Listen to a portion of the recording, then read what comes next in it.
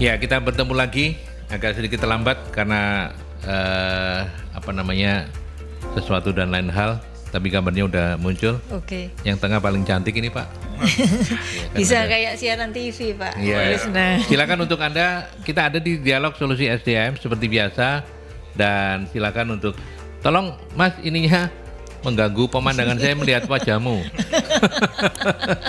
Kita ada di Talkshow Solusi SDM seperti biasa. Kalau Anda mau mengikuti dan kemudian menonton juga secara langsung bisa live streaming ya, visual radio ada di mercuryfm.id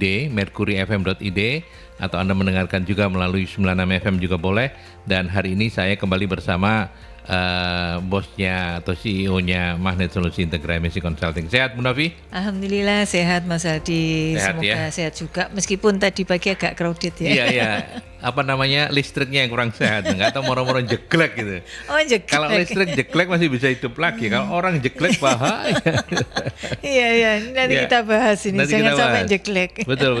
Dan narasumber tamu kita hari ini adalah Bapak Krishna Kusnani Woto. Iya, betul. Benar nggih Pak nggih? Betul. Koreksi nama kalau saya salah, beliau adalah HRD Manager PT Interbat.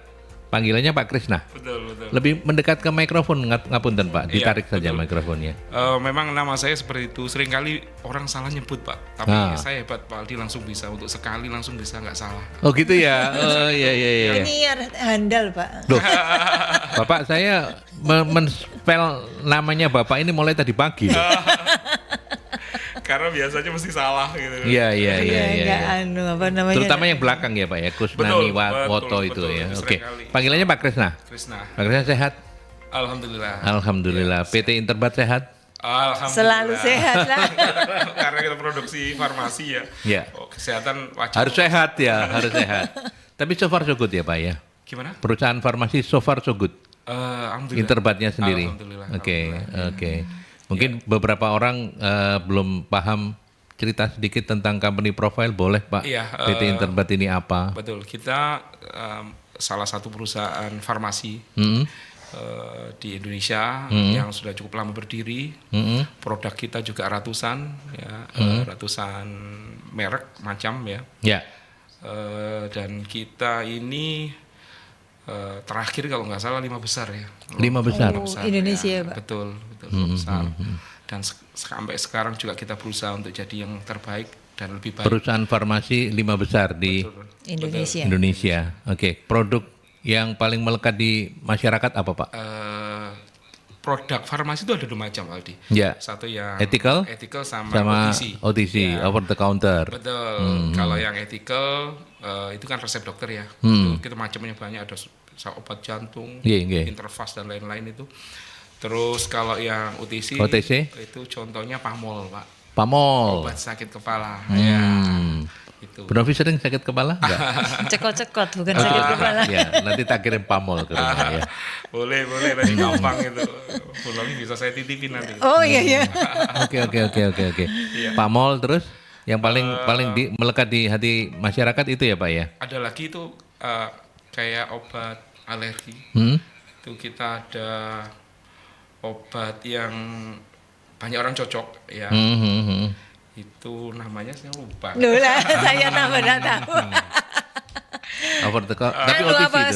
salep. Iya, salah. Salep ya. Intersol. Intersol. Ya. Oke. Terus Alergi gitu ya. ada obat batuk kita juga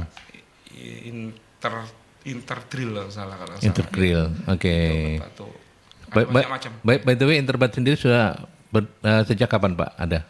Udah cukup lama ya? 1948 Pak. Tahun Ya, 1948. kita mulai Deket kemerdekaan. kita Iya, mulai iya. dulu itu memang foundernya itu kita beli obat dari luar negeri, obat-obat yang paten itu, terus kita jual. Oh, awalnya begitu. Ya, kalau nggak salah di Jalan Semarang dulu kita kecil. Di Jalan Semarang. Terus habis itu kita beli lokasi di Buduran itu di.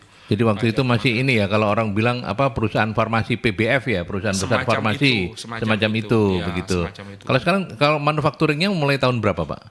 Pindah di Buduran. Buduran sekitar tahun 70-an. Tahun 70-an itu mulai memproduksi sendiri ya. Betul. Sampai dan eksis sampai hari ini. Iya, beli satu lahan terus kita perluas sampai sekarang. Alhamdulillah sudah cukup besar. Udah cukup besar ya. Masih pingin besar lagi toh? Pasti. Harusnya. Ya, Mungkin ya, sekarang ya. kita lebih fokus ke diversifikasi bisnis ya. Hmm, Jadi mungkin nanti akan berkembang di produk. Sekarang kan farmasi manusia kemarin. Kita mau coba nanti mungkin produk yang fat, Oh. makanan hewan dan lain-lain itu Oke. lagi digodok oleh pimpinan ya. Ya, ya, ya. Terus Ya. juga produk-produk kosmetik juga itu kita juga ambil dari luar negeri, kita bikinkan satu anak perusahaan yang juga konsen di situ gitu. Oke. Semacam itu. Iya, iya.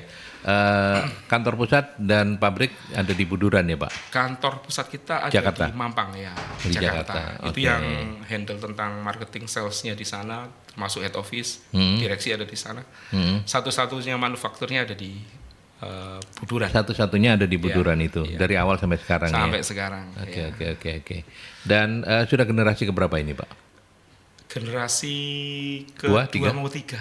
2 mau 3? Iya. Oh, sudah 2 mau 3 Iya, ya. betul. Iya. Oke. Beberapa yang 3 udah pegang di marketing salesnya itu. Hmm, Karena anak muda lebih kreatif ya, Iya, inovatif iya. juga. Jadi Pak Krisna masih masuk yang anak muda atau anak yang masa lalu atau masa kini? Bagaimana? pengennya Gen Z sih. Pengennya Gen Z terus Iya. ya? Siap. Sama kayak Bu Novi kalau gitu. Iya. Iya. Oke, saya kok lupa memperkenalkan topik kita hari ini ya. Gali potensi karir dengan fokus pada 3 keunggulan. Apa saja keunggulannya, Bu Novi? Jadi keunggulan itu sebenarnya kalau kita katakan kan masing-masing orang beda Mas gitu ya. Jadi kalau karena masing-masing orang beda, maka kalau keunggulan sebaiknya kita ini bisa mengidentifikasi paling enggak 3 keunggulan dari diri kita. Jadi kayak top 3-nya gitu. Nah, itu yang seperti apa? Kalau kita mau cari adalah sesuatu yang sesuai dengan bakatnya kita gitu ya. Terus kemudian selain itu sesuai dengan nilai-nilai kita kayak gitu Mas. Bakat, nilai-nilai, terus kemudian juga dengan kompetensi kita yang kemudian itu kita kembangkan. Nah kalau tadi ditanya apa saja, yaitu masing-masing orang sangat berbeda karena dari dia lahir dengan latar belakang keluarga, dengan pendidikan yang dia tempuh, maka ini akan terbentuk secara alami gitu Mas. Nah tapi itu tadi seringkali kan kita baru ngeh gitu kalau apakah kita ini punya kekuatan atau enggak. Itu biasanya baru ngeh itu kalau SMA gitu ya. Kalau gitu SMA ya, mungkin mulai tapi anak kelihatan sekarang ya. mungkin lebih dini ya. Anak sekarang mungkin lebih dini diajarkan Bisa ya. jadi. Bisa Bisa jadi jadi, gitu iya. kan, banyak sekali sekarang kayak kayak outbound yang anak SD pun sudah diminta untuk mengenali sebenarnya kekuatan saya apa gitu. Tapi kalau untuk generasi-generasi yang lama seperti saya, mungkin kita baru ngeh kita tuh punya kekuatan apa ya baru ketika kita mau kuliah, kita mau apa kayak gitu ya. Ketika ada penjurusan, terus kemudian kita diberikan gambaran tentang diri kita itu seperti apa. Dan itu pun seringkali masih berkaitan dengan studi ya, Mas. Maksudnya studi itu tentang bidang kerjanya, bidang studi yang akan kita ambil. Tapi sebenarnya juga kalau kita mau, kita harus juga mengidentifikasi sesuatu yang sifatnya soft kompetensi gitu loh Mas, dari diri kita masing-masing. Oke, kalau ke Pak Krisna dengan pertanyaan yang sama, 3 keunggulan itu dan kemudian kenapa kita mesti fokus ke situ, Pak? Ya, terima kasih Wandi. Jadi seperti kita tahu ya, setiap manusia itu dilahirkan pasti sempurna, nggak ada yang tidak sempurna. Betul. Tuhan ciptakan kita itu pasti punya kelebihan dan kelemahan. Ya. Cuman kadang kita nggak paham apa sih kelebihan kita, apa sih keunggulan kita. Terus lingkungan seperti yang disampaikan Bu Novi kadang-kadang itu penting sekali karena kalau lingkungan tidak positif, nanti yang kita terima itu hal-hal yang negatif, akhirnya buat kita juga kurang percaya diri dan lain-lain. Tapi lingkungan yang mendukung akan buat semakin berkembang keunggulan atau kelebihan kita sendiri. Karena gini ya, Pak Aldo juga tahu sekarang banyak perusahaan, banyak sekolah yang seperti disampaikan oleh Bu Novi, mulai SD itu sudah dipetakan siswa ini tuh dia potensinya di mana, kelebihannya apa. Itu kalau dikembangkan terus saya SMA juga diperhatikan. Dia akan lebih sadar bahwa ternyata saya punya keunggulan, punya kelebihan itu ini. Makanya perlu dari kita sebagai orang tua itu kita nggak bisa bandingkan anak satu dengan yang lainnya karena masing-masing punya kelebihan tadi. Cuma kita harus fokus pada kelebihan itu dan kita kembangkan.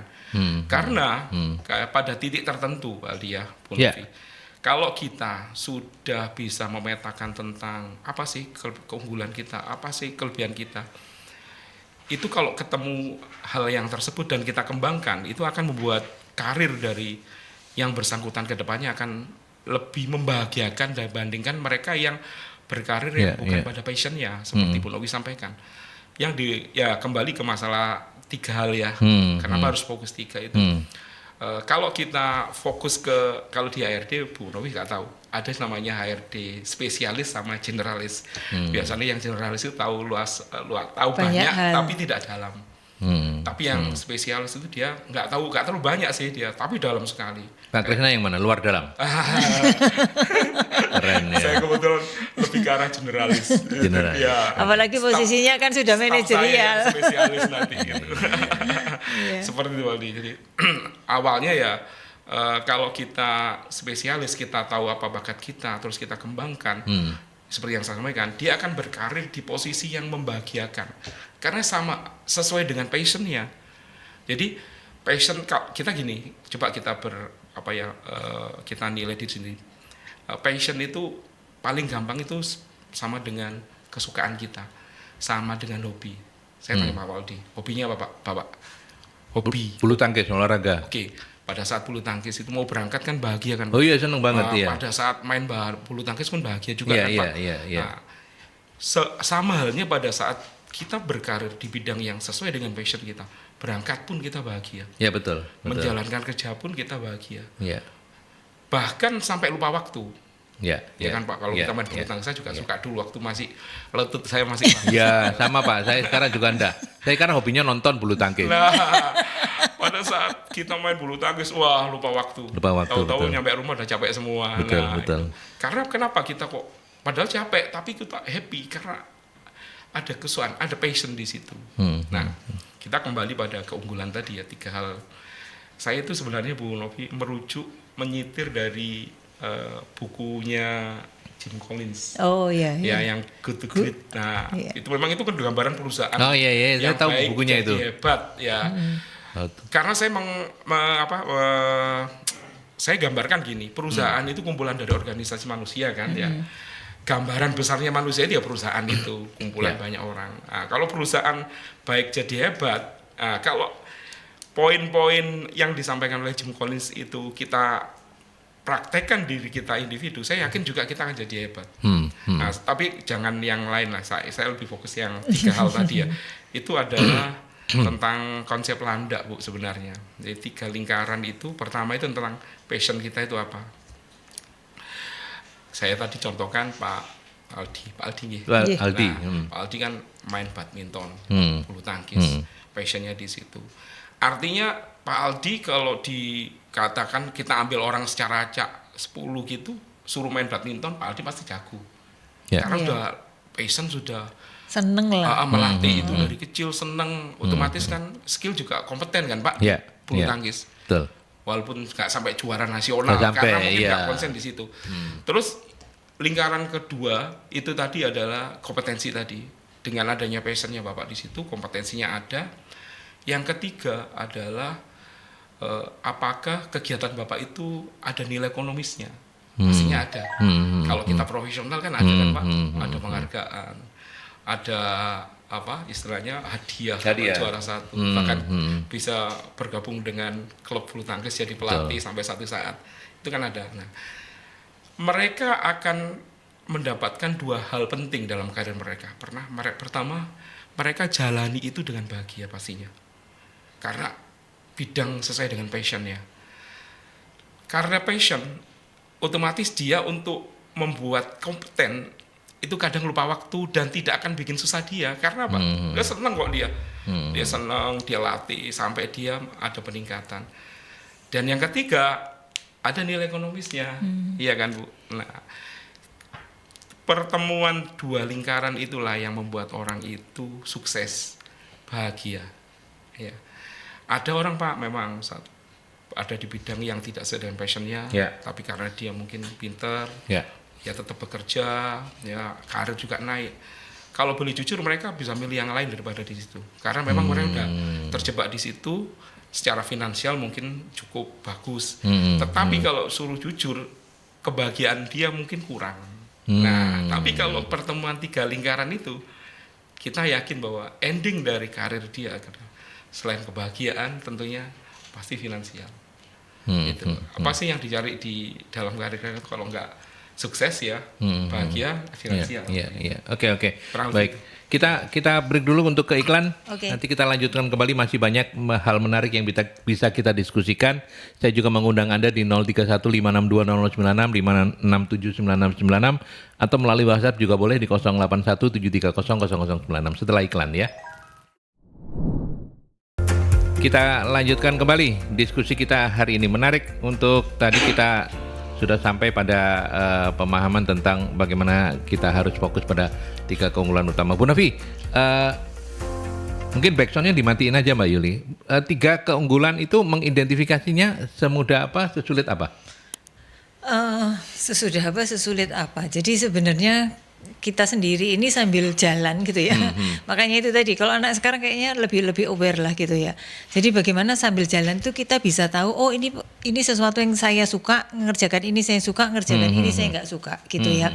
Jadi yang pertama itu, jadi dari aktivitas-aktivitas yang kita lakukan, kita sebenarnya juga sudah ngerti gitu loh. Oh ya, kalau saya ini misalnya, saya kalau harus mengerjakan yang hitung-hitungan itu struggle banget buat saya. Jadi butuh waktu lebih panjang karena saya harus konsentrasi, dihitung ulang salah kayak gitu. Kayak gitu. Jadi kalau ini salah satu itu yang membuat kemudian saya masuk psikologi itu adalah itu. Jadi saya ini nggak terlalu kuat di hitung-hitungan, apalagi kalau itu sifatnya administratif kayak gitu kan. Nah itu sebenarnya kita mulai mengidentifikasi. Jadi lebih baik pekerjaan-pekerjaan yang sifatnya mengkonsep, yang kayak gitulah, dan tidak mengandung tadi itu seperti orang accounting, orang tax yang kemudian harus detail banget. Kayak gitu, itu salah satunya. Jadi kita tahu mana yang kita suka, mana enggak. Lalu kemudian bisa dapat feedback dari orang lain. Misalnya ketika kita sudah mengerjakan sesuatu gitu, dikomentari, oh kamu kalau misalnya lagi ketemu orang, atau lihat kamu kok enak ya ketemu orang, bisa memulai percakapan yang mungkin tidak semua orang itu bisa melakukannya kayak gitulah. Kadang orang kan kiku gitu ya, mulainya dari mana kayak gitu. Nah itu mungkin salah satu juga dari feedback orang lain yang kemudian kita bisa pakai Mas. Terus yang paling akurat ya sebenarnya pakai tes. Gitu. Pakai tes, karena dari situ sebenarnya kita tahu kita punya bakat apa kayak gitu kan. Terus sebenarnya juga misalnya kita dari hal-hal yang sering kita kerjakan, kita jadi tahu kita punya kekuatan di kompetensi apa. Kalau tes itu tidak mungkin meleset ya? Paling enggak 80% benar. 80% benar. Iya, ada sesuatu yang asal mengerjakannya tidak, terus kemudian membayangkan saya kepingin jadi insinyur, terus kemudian pertanyaan-pertanyaan yang berbau itu dia jawab ke arah sana. Nah itu dia. Masih ada yang 20% tuh kayak gitu-gitu itu ya. Kayak gitunya. Gitu ya. Terus misalnya nggak fit segala macam kayak gitu, gangguan-gangguan yang kayak gitu. Tapi paling nggak dari situ kita lebih dapat gambaran lah Mas. Kayak misalnya kita juga check up kesehatan. Itu kan nggak ngerti tidak. Kita mungkin kerasa gerenyeng-gerenyeng nggak enak gitu. Ternyata memang kecenderungannya tensinya tinggi, kolesterolnya juga tinggi yang kayak gitu. Jadi kalau tes paling nggak kita jadi lebih tahu sesuatu dengan karena ada toolsnya kayak gitu. Iya. Bukan secara subjektif sendiri kita kayaknya ini ya kayak gitu Mas. Oke. Pak Kris ada komentar? Pertanyaan yang sama, monggo. Jadi benar disampaikan oleh Bu Novi ya. Paling akurat memang kita kalau melakukan tes tentang kita termasuk apa, pragmatis atau apa Iya, tipenya. Seperti contohkan Bu Novi tadi. Kalau orang yang melankolis, sukanya detail, sukanya sementara disuruh jadi bagian kayak marketing. Orang mungkin dia kan nggak nyaman gitu. Tapi kalau taruh di accounting, taruh di research and development yang perlu kerja pribadi, kerja sendiri, konsentrasi, konsentrasi, dia akan menikmati itu. Ya, di samping passionnya tadi kalau sudah antara passionnya ketemu juga dengan tadi kepribadian dia itu masuk kata berapa, itu malah lebih meledak lagi nanti satu saat. Gitu. Jadi terus bagaimana cara melihat kita termasuk apa sih kelebihan kita, passion kita apa? Selain diteskan tadi bisa feedback dari rekan, dari orang lain, sahabat-sahabat kita. Kan seringkali kan sahabat kalau ngomong kan lebih jujur ya. Kamu itu orangnya itu gini, kamu itu telaten kok, kamu itu enak kok kalau pendekatan sama orang lain. Kadang-kadang pujian-pujian itulah yang menggambarkan sebenarnya kita itu siapa. dengan tadi harus tes dengan secara profesional Ya. lembaga yang sudah benar-benar ada sertifikasi ya untuk melakukan tes kepribadian semacam Ya, itu. dari pengalaman selama ini Pak Kris, saya tetap ke Pak Kris dulu. Apa kesalahan-kesalahan umum ketika orang mencoba untuk mengenali dirinya? Kesalahan-kesalahan umum yang seringkali terjadi itu apa? Iya, kadang karena meraba diri sendiri, seolah-olah, oh saya suka ini, berarti saya ini. Padahal dia tidak memastikan bahwa itu adalah benar-benar passion dia, sehingga dia banyak melakukan banyak hal. Banyak biasnya berarti ya. Generalis tadi ya. Iya. Padahal kita tahu konsekuensi dari banyak hal yang kita harus tekuni itu akan buat kita tidak bisa detail tentang itu, tidak ahli tentang itu. Karena nggak ada ahli itu banyak hal, pasti ahli satu bidang gitu. Karena dia akan tekuni, dia akan terus kejar itu. Kalau seperti yang saya sampaikan tadi, passion dia tidak akan kenal waktu untuk mendalami tentang itu. Apa sih kelemahannya? Kurang saya apa? Oh, dia nggak akan ngitung-hitungan tentang waktu. Karena dia menikmati itu. Beda dengan yang memang dia pengennya bisa banyak hal. Itu akan kesulitan dia untuk jadi ahli di situnya. Karena apa? Akan lebih fokusnya akan pecah ya. Fokus pecah otomatis kan konsekuensinya dia nggak akan bisa detail dan sampai expert di itunya lah. Iya. Makanya fokus di satu hal yang memang sudah terkonfirmasi bahwa itu passion kita. Kita dalami. Itu lebih mudah dia untuk berhasil di kedepannya. Untuk berhasil, ya Bu Novi, kalau soal kesalahan. Kalau mungkin anak sekarang tuh menyebutnya FOMO. FOMO itu fear of missing out atas tren yang sekarang terjadi. Iya, takut ketinggalan gitu ya. Ketinggalan. Melo-melo itu rasanya ya opo gitu ya. Kalau teman-temannya ternyata pada main AI misalnya gitu. Nah, ini terus pengennya juga main AI gitu ya. Padahal enggak ini. Terus kok teman-temannya kelihatan keren, bisa jadi konten kreator. Dia terus ikut-ikutan ya kayak gitu. Nah, padahal itu konten kreator itu juga butuh banyak hal untuk kemudian dia bisa sukses sebagai seorang konten kreator gitu kan ya. Nah, itu tadi yang membuat kemudian kesalahan-kesalahan umum mengapa seseorang ini kadang nggak bisa dapatkan sesuatu yang kemudian menjadi kekuatan dirinya kayak gitu. Seperti itu. Jadi kalau anak sekarang mungkin itu Mas gitu. Terus ya itu tadi kadang kita juga ini kan kita melakukan sesuatu karena senang gitu, Awal-awalnya bersemangat gitu. Tapi tolong dilihat lagi, semangat ini sebenarnya hanya untuk start gitu. Yang membuat kita ini sebenarnya benar-benar kekuatan adalah ketika dalam situasi apapun kita itu bisa mengerjakannya dengan enjoy, dengan semangat yang sama, dengan passion yang sama gitu kan. Karena kalau orang senang tadi juga disampaikan oleh Pak Krisna bahwa apapun mbuh soro, mbuh butuh waktu, mbuh apa dia akan penasaran, dia rela menghabiskan waktunya, terus nggak jenuh gitu. Jadi kalau anak sekarang ada yang misalnya saya ini burnout itu sebenarnya bukan karena pekerjaannya, tetapi karena nggak nemu tadi itu loh sebenarnya passion dia sesungguhnya itu apa kayak gitu. Itu impact dari ketidaksesuaian antara karir yang dia tekuni sekarang dengan passionnya. Dengan passionnya. Itu akan seperti itu biasanya. Oke. Ya. Ini ada Bu Nina. Selamat pagi Bu Nina, terima kasih.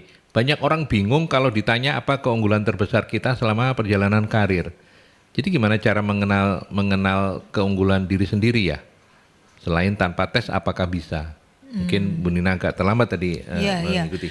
Silakan. Tanpa tes, kalau misalnya sudah bekerja ya Bu Nina tadi sudah saya sampaikan kita sendiri ngelihat mengidentifikasi apa yang kita sukai gitu ya. Terus dapat feedback dari teman, terus ada tes itu tadi. Terus tadi kita ngelihat apakah energi kita masih tetap sama atau enggak. Kalau di perusahaan saya kira itu sebenarnya kalau ada performance management PA-nya, performance appraisal itu sebenarnya di sana itu kita tahu di hal-hal apa kita baik melakukan, di hal-hal apa kita tidak baik melakukan. Gitu. Artinya di situ prestasinya kita di pekerjaan kayak gitu, itu kan sebenarnya kelihatan. Oh kita bagus dalam hal ini gitu. Jadi feedback atasan, komentar teman-teman, hasil kerja kita itu sebenarnya adalah sesuatu yang menggambarkan diri kita. Jadi di mana kita bagus berarti itu sebenarnya adalah kekuatan kita kayak gitu. Oke. Pak Krisna mau menambahkan untuk Bu Nina tadi. Betul. Jadi tinggal kita lihat Bu Nina lihat sendiri bahwa sekarang lagi di bidang apa, ya, berkarir di bagian apa, dan bisa dilihat bahagia enggak gitu. Kalau ternyata bahagia, ya kebetulan Anda beruntung berada di passion Anda di situ. Tapi sebaliknya, kalau tidak, nah bisa dilihat kalau dia sekarang kerja di satu perusahaan, kan dia udah tahu paling enggak dia bisa bagian lain itu kerjaannya apa, bagian yang itu pekerjaannya apa. Terus dia akan coba refleksikan diri dia. Kalau saya kayak gitu kira-kira gimana ya? Nggak nyaman di sininya ya, berarti bukan dia. Terus kalau dia nih, saya lebih cocok kalau sama saya itu di marketing daripada saya itu di bagian QC mungkin ya. Karena kalau QC kan ketemu orang harus menentukan ini nggak boleh sering bentrok sama orang dan harus kaku. Sementara dia pragmatis mungkin. Nah, dia kan harusnya senang nonjol dan bagaimana kan bisa lagi lebih cocok kalau dia memang berhadapan dengan banyak orang. Di bagian marketingnya atau salesnya, atau bagian yang lain yang bertemu dengan banyak orang, yang di situ lebih santai, lebih bisa ada menjaga relationship, ya. Bukan yang penting kaku atau kan nggak cocok dengan itu. Kembali seperti itu. Kalau ternyata Bu Nina tadi rasakan bahwa yang dia tekuni sekarang itu nyaman, ya itu passionnya. Tinggal dia increase-kan kompetensi, dia tingkatkan kompetensinya.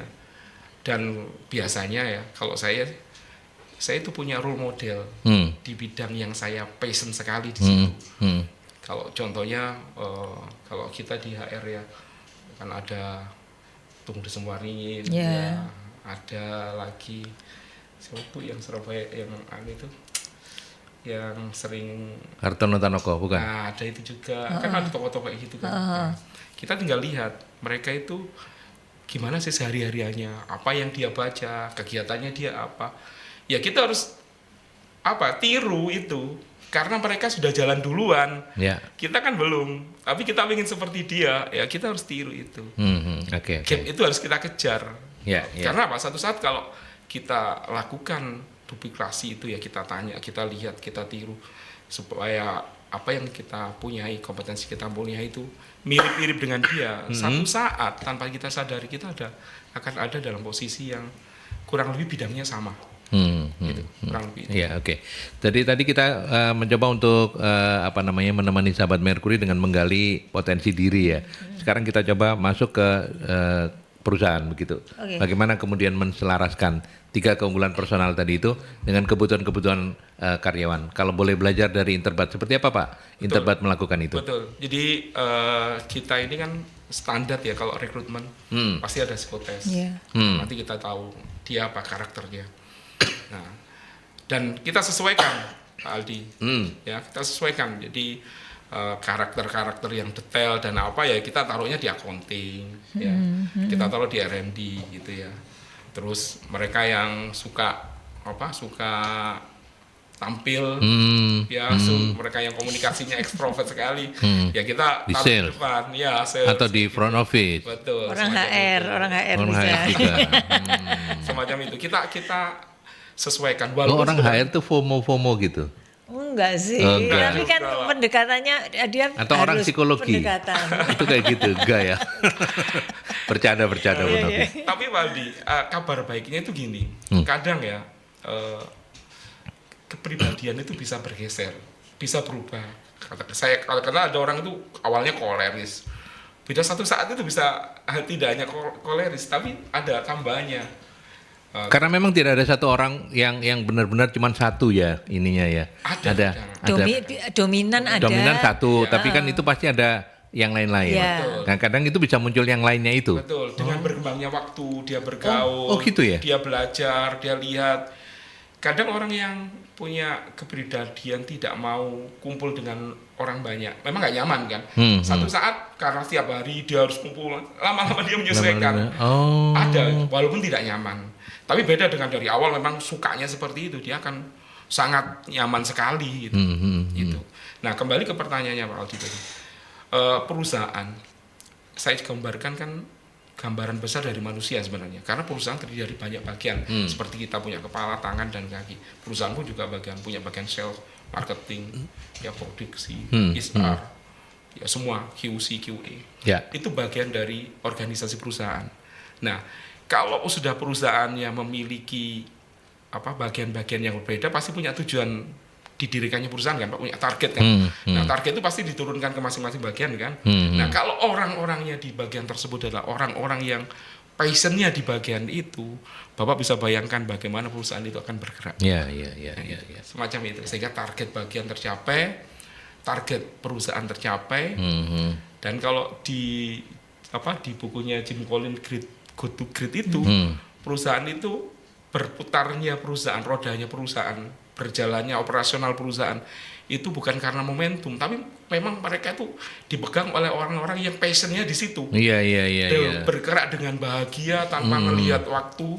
Dia bergerak karena dia suka di masing-masing bagian itu.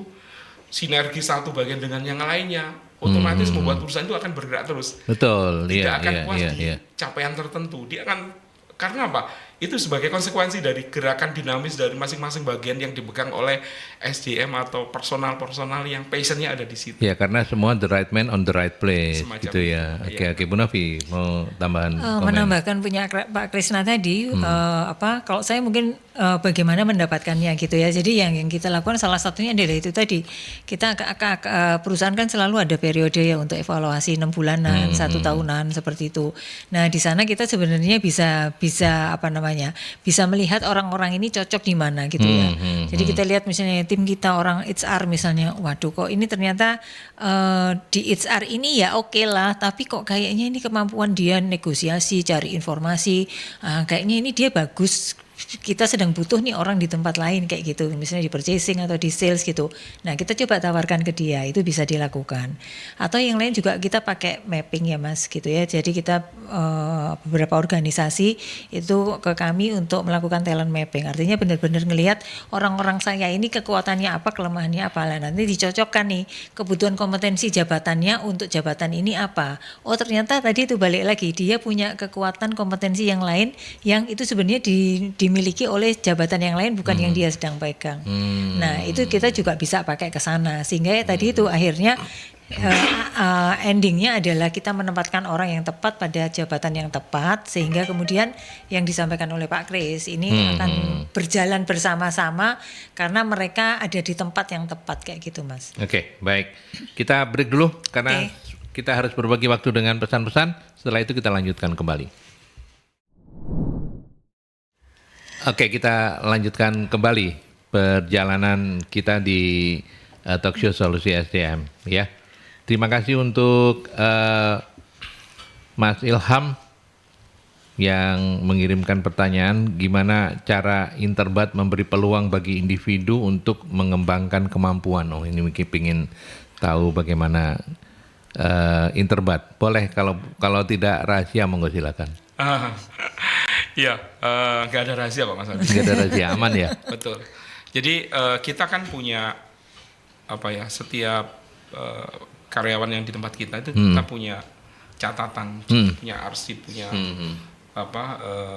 gambar dia itu apa sih itu. Kita punya dari sisi psikotesnya dia dan lain-lain. Kita punya semua termasuk PA-nya dia punya. Sehingga pada saat kita sudah ketahui tentang orang ini dominannya di mana. Nah, itu pasti kita akan kasih peluang dia untuk mengembangkan dirinya gitu. Tentunya tetap kita lihat kita samakan dengan kepentingan perusahaan dan bidang dia kan, bagian dia kan. Kalau ini Pak, ini cocok dengan bidangnya dia ya pasti kita akan support. Gitu. Iya, karena Interbat menganggap karyawan itu aset. Jadi kita harus kita harus eman-eman gitu Pak. Kita harus jaga, kita harus sempurnakan kekurangannya apa sehingga bisa bersama-sama nanti bersinergi di target bagian tadi Pak untuk memenuhi dia target keseluruhan secara organisasi. Ya, kalau di Interbat anak-anak gensinya udah berapa persen kalau boleh tahu? Pak Kris. Bu Novi kayaknya tahu ini pernah main ke tempat saya. Jadi hampir sekarang bisa di atas 20%-an mungkin ya. Sudah mulai banyak ya. Bahkan ada beberapa agensi yang sudah punya Jabatan, posisi. Betul. Iya. Oke. Tapi seringkali kita ingatin mereka, kamu Gen Z loh ya, tahu nggak sih dominannya Gen Z apa? Nah, mereka pasti enggak Pak, kita nggak seperti itu Pak, kita Gen Z yang memang sudah upgrade. Ya, gitu. Jadi Interbat menciptakan Gen Z yang upgrade ya. Oke, baiklah kalau begitu. Nah ini kalau kita balik lagi ke laptop kita, ini dari question road yang dikirimkan oleh teman-teman MSI menarik ini. Saya bacakan gini. Kalau keunggulan yang kita miliki terasa quote unquote ya, dalam tanda petik tidak biasa atau tidak umum dibutuhkan di dunia kerja. Gimana ini Bu Novi? Jadi gini, kita tahu nih misalnya kita punya sesuatu tapi nggak terlalu dibutuhkan gitu ya. Kalau misalnya bidang kerja selalu ada tempat. Maksudnya bidang kerja misalnya kita punya keahlian apa gitu ya. Okay. Itu kan sejak rekrutmen itu pasti gitu kan Mas. Oh ya saya keahlian ke accounting, di perpajakan, kemudian di HR, punya pengalaman dikatakan di mechanical, di engineeringnya seperti itu. Nah itu sudah ini. Biasanya itu adalah kalau kita punya sesuatu yang punya jadi nilai tambah kita, tetapi itu sebenarnya di pekerjaan nggak dibutuhkan kayak gitu. Seperti itu. Nah misalnya nih punya kemampuan menulis gitu kan, punya kemampuan menyanyi gitu kan. Nah ini kan sebenarnya enggak, ini menjadi nilai tambah kan. Nah sebenarnya ini adalah sebagai apa ya, nilai tambah kita untuk membantu karir kita berkembang gitu. Artinya ketika kita punya kemampuan menulis, maka sebenarnya kita punya sesuatu yang lain yang kita bisa bawa untuk perusahaan.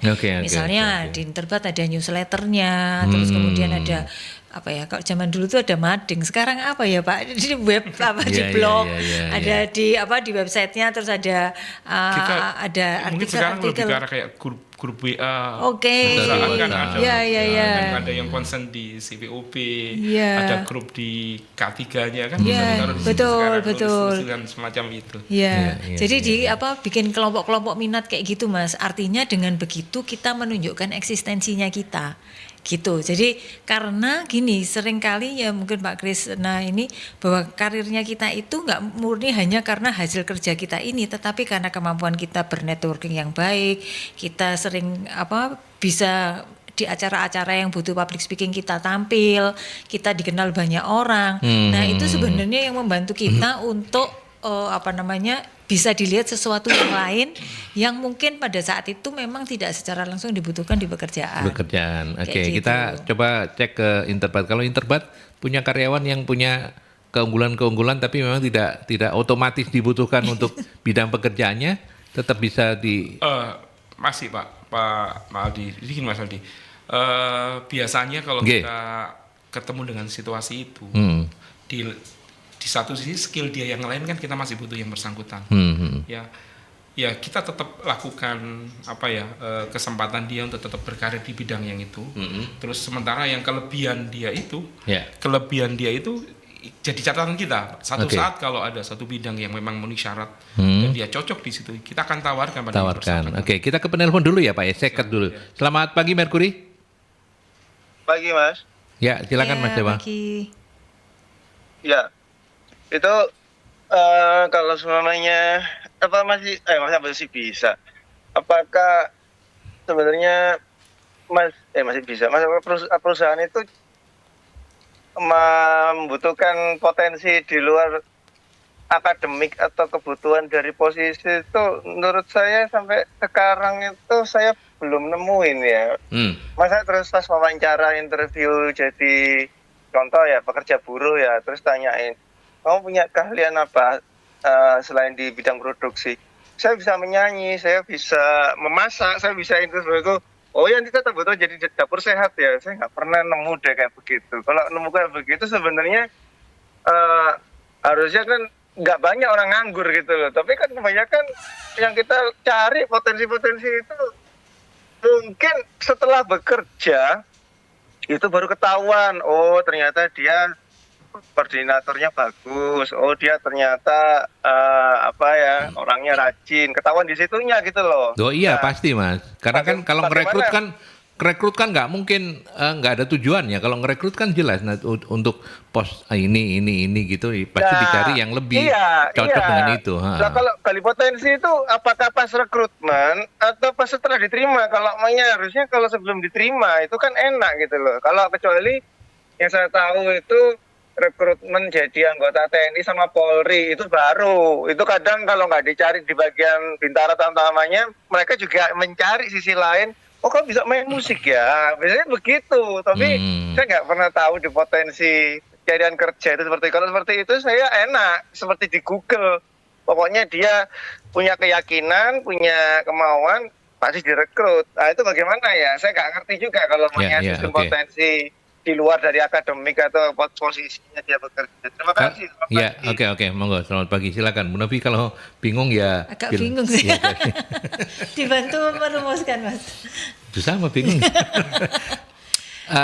Maksudnya ketika direkrut itu sebaiknya kita tahu potensi kita yang lain gitu kan? Ya, maksudnya? artinya potensi-potensi di luar bidang pekerjaan itu diketahui sejak awal. Diketahui sejak awal itu, bukankah itu lebih baik gitu kira-kira ya? Kalau saya nangkapnya seperti itu. Sama, Pak Krisna juga begitu, atau mungkin yang lain? Kalau lain Pak Krisna dulu kalau begitu. Iya, sepertinya gini, yang bersangkutan coba apply jabatan, mungkin di bagian produksi.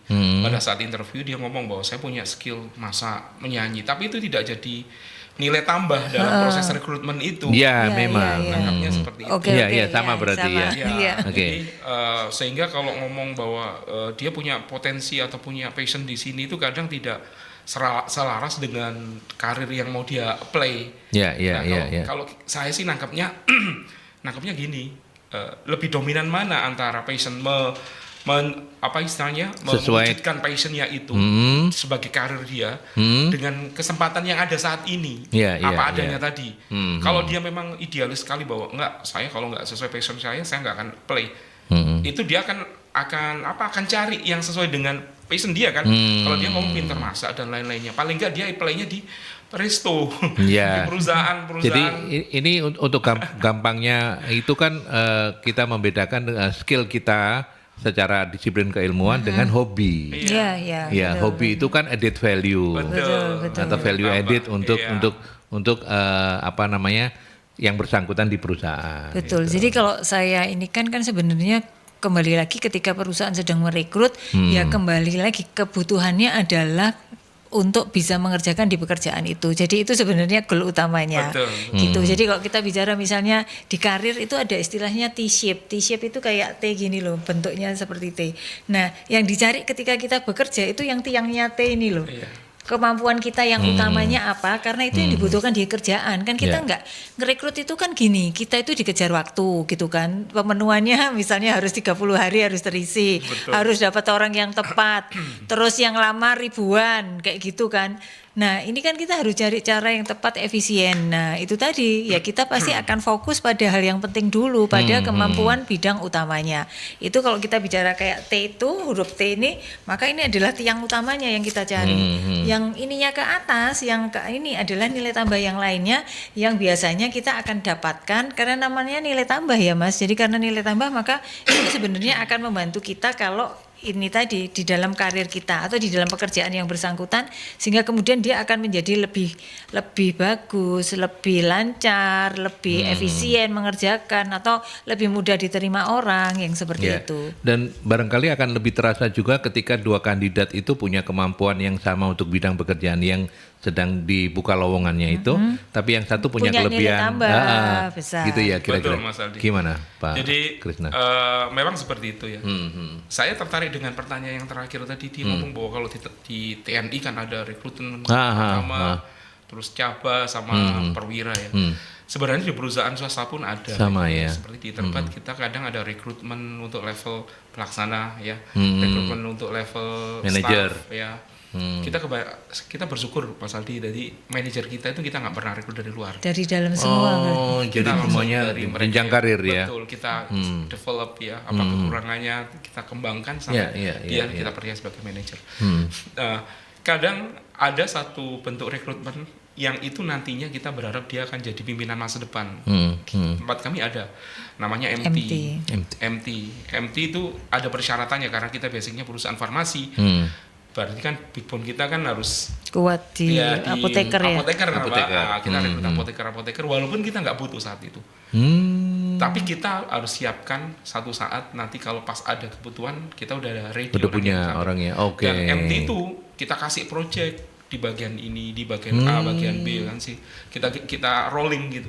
Sampai sekarang masih berlangsung, Pak ya? Masih. Dan satu saat biasanya itu Mas Aldi baru 6 bulan gitu ya, itu udah direbut sama bagian lain. Karena dia lihat potensi anak itu ternyata bisa handle anak banyak, bisa tampil, bisa mimpin, bisa nyelesain project dengan bagus, sistematis. Biasanya langsung bagian produksi aku butuh supervisor senior. Iya. Saya harus pakai lagi, saya harus rekrut lagi yang tadi itu untuk ngisi kekosongan. Terus ada lagi yang anaknya teliti, terus anaknya juga bukan kaku ya, disiplin sekali. Kalau salah ya salah, kita taruh di QC semacam itu. Karena QC-nya di Interpat pasti harus apoteker. Produksinya Interpat juga yang level tertentu harus apoteker karena ada persyaratan CPOB yang harus dipenuhi. R&D-nya itu kan harus orang-orang gitu, Mas Aldi. Oke, Bu Novi, bagaimana kemudian kita bisa mengembangkan keunggulan-keunggulan yang kita punya itu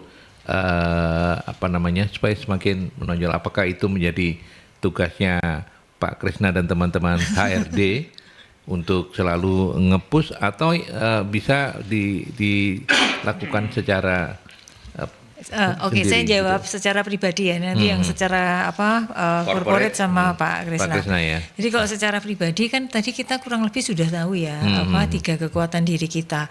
Nah, tadi itu kita ambil 3 aja karena itu kalau kita pakai prinsip Pareto yang 20-80 artinya apa? Kita ini mengoptimalkan kekuatan yang ada di diri kita yang 3 tadi kita anggap katakan ini 20%. Kita fokus ke sana, fokus pada keunggulan kita, maka sebenarnya hasilnya itu impactnya itu akan bisa mendongkrak 80%-nya yang lain. Gitu. Artinya ketika kita bekerja melakukan sesuatu itu sesuai dengan yang kita sukai, sesuai dengan kemampuan kita mengeksplorasi, kita kemudian akhirnya apa? Dengan 3 hal ini tadi aja kita kemudian akan bisa mengembangkan diri kita terus menerus gitu Mas.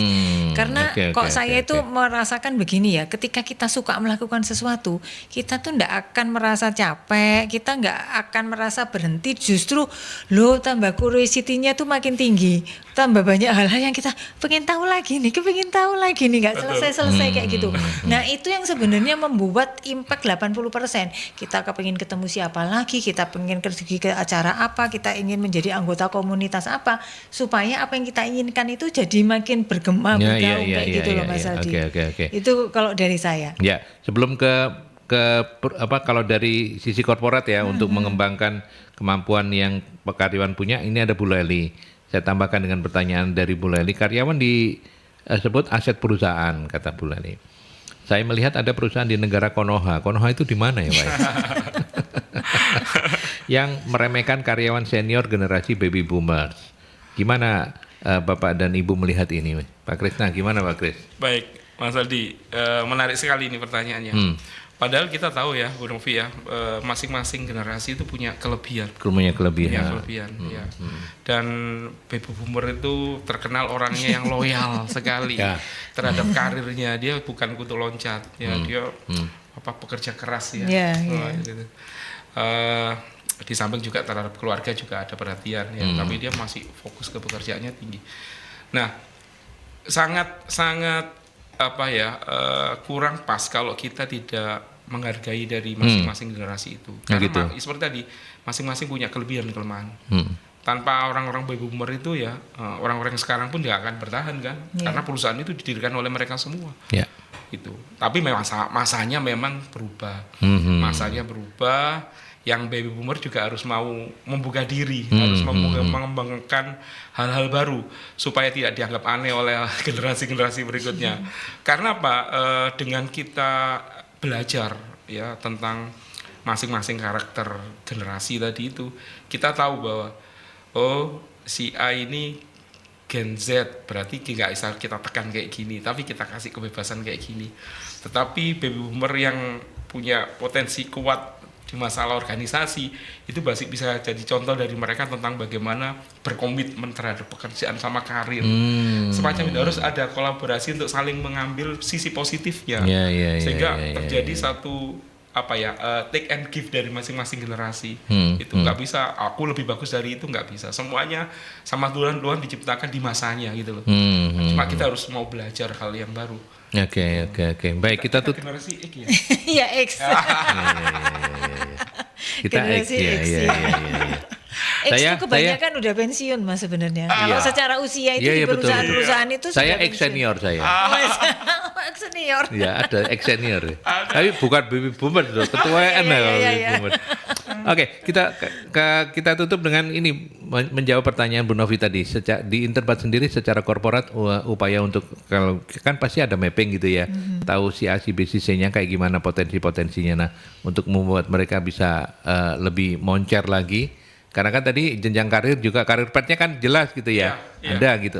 Nah, untuk itu apa Pak yang dilakukan di Interbat? Jadi kita kan ada namanya istilah succession planning ya di perusahaan. Jadi kita udah tahu, jadi pada saat kita mapping tadi masing-masing bagian untuk level grade A-nya berapa orang, terus level ini berapa, kita tahu satu saat kalau si A ini sudah dipromosikan, siapa yang menggantikan, kita udah ada gambaran.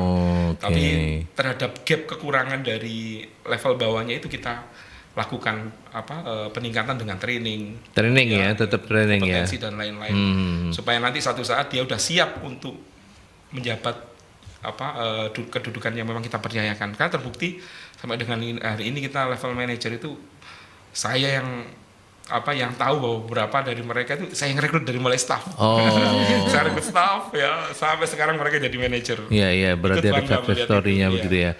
Nah, kalau menjaga supaya mereka tetap terus nggak dilirik yang lain, kalau peluangnya belum ada, gimana Pak? Gini Mas Aldi, jadi kadang kita itu manusia, selain finansial, kita juga perlu pengakuan. Kita perlu lingkungan yang sehat. Ya harus kita jaga itu. Karena finansial sebesar apapun, tapi kalau lingkungannya nggak sehat, istilahnya toksik ya, kalau anak sekarang, itu udah ditinggal pasti. Kalau ada tempat lain yang lebih menghargai mereka, walaupun secara finansial mungkin sama atau kurang. Karena kalau kita mau jujur ya, Mas Aldi, sebenarnya kita hidup ini dalam kondisi bangun itu berapa jam sih? Saya sama Bu Novi mungkin 4:30 ya, sholat subuh ya, 5 jam 6 berangkat, berarti 1,5 jam. Nanti di kantor, mulai jam 7 kalau saya, sampai jam 5. Berapa itu Bu? Berapa jam itu? Nah, 7 sampai 5. Sudah 12 hampir 12 ya. 12 jam kan? 11 lah. 11 ya. 11 jam. Nyampe rumah, perjalanannya 5 sampai 6:30 jam 6 sampai rumah. Jam 6 mandi, tidur kan jam 10 ya. 6, 7, 8, 9, 10, 4 tambah 1,5, 5,5. Ya. Paling lama kita ada di perusahaan. Bisa bayangkan Mas Aldi, kalau kita dalam kondisi terbangun paling lama, tapi lingkungannya tidak enak. Lingkungannya membuat kita tidak nyaman. Siapa tahan seperti itu? Ya, betul. Satu saat finansial bukan jadi pertimbangan utama. Ya. Karena dia akan mengedepankan tentang kesehatan, kan mungkin kalau kayak gini lama-lama sakit jantung seperti itu. Nah, bagaimana perusahaan membuat itu nyaman? Ya kita tanggung jawab kita sebagai HR untuk diskusi sama pimpinan. Kita bikin ini, kita ini. Jadi saya bersyukur. Saya ngerasa bahwa di tempat kami kita lebih membuat suasana lebih nyaman. Untuk mereka berkarir, untuk mereka bekerja.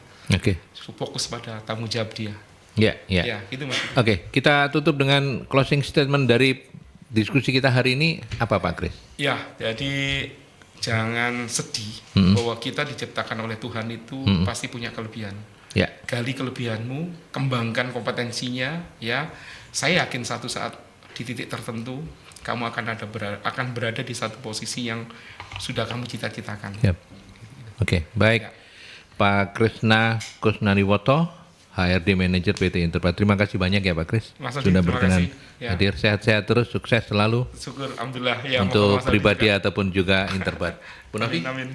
Oke, baik, kalau dari saya tadi itu kan seringkali kita ini teman-teman ini burnout gitu ya. Nah, itu tadi sebenarnya lihat lagi burnout itu sebenarnya apa gitu. Apakah memang benar-benar karena tekanan pekerjaannya atau sebenarnya kita nggak menemukan hal yang kita sukai gitu ya. Artinya jangan lagi kemudian menjadi salah juga, kerja harus sesuai passion gitu, karena passion itu juga mungkin awalnya saja gitu ya, tetapi kemudian ini harus dipupuk, dikembangkan gitu. Jadi ya ketika mengerjakan sesuatu pastikan bahwa kita benar-benar menyukai, kita melihat kembali juga yang kita kerjakan ini sudah senang atau enggak kayak gitu. Terus kemudian karena seneng toh itu kita juga tadi kayak sempat mungkin off air tadi sempat cerita kita harus bisa membaca apa masa depan, artinya peluang-peluang peluang-peluang kondisi yang akan datang itu kita harus lihat gitu. Jangan hanya karena apa terjebak kepada sesuatu yang sesuai passion terus kemudian jadinya kita nggak bisa keluar